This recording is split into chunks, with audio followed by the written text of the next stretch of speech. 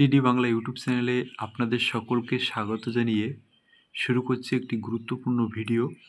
ভারতের ভূগোল থেকে সম্ভাব্য যে প্রশ্নগুলি আগত ডব্লিউবি, এসএসসির গ্রুপ সি এবং গ্রুপ ডি পরীক্ষায় আসতে পারে, সেই ধরনের কিছু প্রশ্ন সাজেশন করা হয়েছে।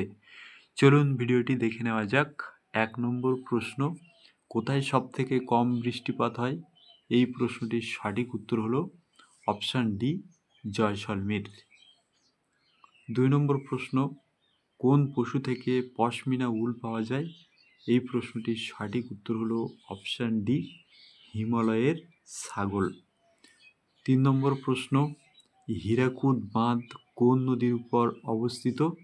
এই প্রশ্নটির সঠিক উত্তর হলো মহানদী। অপশান সি ৩ নম্বর প্রশ্নের সঠিক উত্তর। ৪ নম্বর প্রশ্ন, ভারতের ভূমি সংরক্ষণ গবেষণাগার কোথায় অবস্থিত? ভারতের ভূমি সংরক্ষণ গবেষণাগারটি মেঘালয়ে অবস্থিত। অপশান সি ৪ নম্বর প্রশ্নের সঠিক উত্তর। ৫ নম্বর প্রশ্ন, ভারতে সবথেকে বেশি কাগজ কোন রাজ্যে উৎপাদিত হয়? ভারতে সবথেকে বেশি কাগজ উৎপাদিত হয় মহারাষ্ট্রে, অর্থাৎ অপশান এ ৫ নম্বর প্রশ্নের সঠিক উত্তর। ৬ নম্বর প্রশ্ন, ভারতের উচ্চতম জলপ্রপাত কোনটি? ভারতের উচ্চতম জলপ্রপাত হল জো জলপ্রপাত। অপশান বি ৬ নম্বর প্রশ্নের সঠিক উত্তর। ৭ নম্বর প্রশ্ন, কোন হ্রদটি স্বাদু জলের হ্রদ? এই প্রশ্নটির সঠিক উত্তর হল অপশান সি, ভীমতাল হ্রদটি স্বাদু জলের হ্রদ। ৮ নম্বর প্রশ্ন, ভারতের সবথেকে বেশি কী ধরনের মৃত্তিকা দেখা যায়?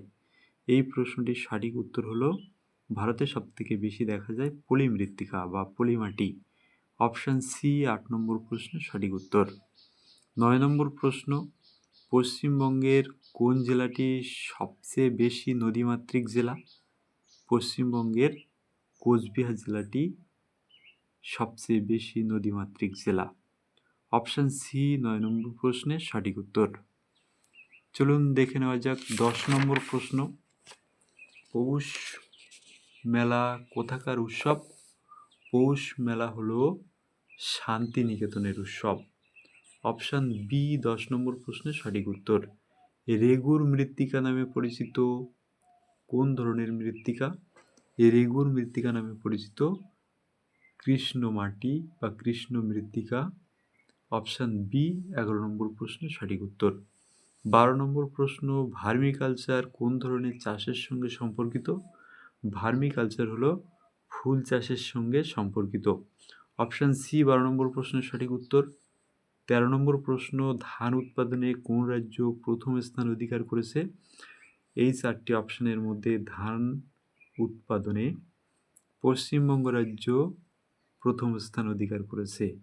অপশান ডি ১৩ নম্বর প্রশ্নের সঠিক উত্তর। ১৪ নম্বর প্রশ্ন, পশ্চিমবঙ্গের অভ্র উৎপাদক জেলা কোনটি?